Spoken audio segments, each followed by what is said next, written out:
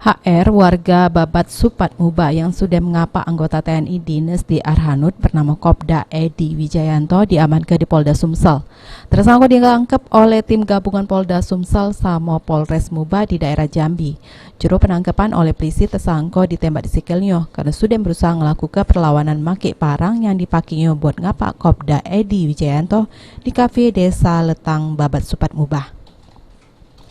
Kejadian penganiayaan yang dilakukan tersangka terhadap korban karena selisih paham pas lagi di lokasi kejadian, sehingga berujung dengan tersangka kesal sama korban laju ngapak korban dan mengakibatkan korban mengalami luka di bagian badannya. Mak ini jalani perawatan di rumah sakit. Korban bersama TSK terjadi selisih paham di dalam kafe tersebut. Nah, dari selisih paham tersebut inilah terjadi cekcok mulut, lalu tersangka inisial H mengambil sebilah parang, langsung melakukan penganiayaan terhadap korban. Luka bacok, jadi terdiri dari leher sama tangan kanan. Menurut tersangka, dia baru tahu kalau korban ialah anggota TNI. Pas habis kejadian, dirinya waktu itu tidak sadar lagi sudah mengapak korban. Karena gawan emosi sama kesal sama korban yang datang sama kawannya sambil marah-marah sama ngajak ribut.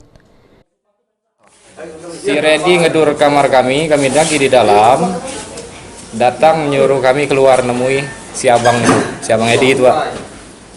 Keluarlah si Lydia, langsung dimarah-marahnya, di mana cowok kau habisi malam ini katanya. Itu ya. Aku keluar, Pak. Bersama dengan si Redi yang ngedur pintu kamar kami. Ada apa, Bang? Dia langsung dia tunjuknya. Itu senjata itu dapat dari mana? Dari dalam kosan. Langsung kamu bawa? Iya. Berapa kali kamu tebas korban?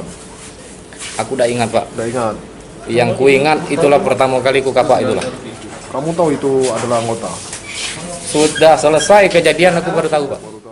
Dengan kejadian itu, tersangka dilakukan penahanan di Polda Sumsel sambil dilakukan pemeriksaan lebih lanjut oleh Polres Muba.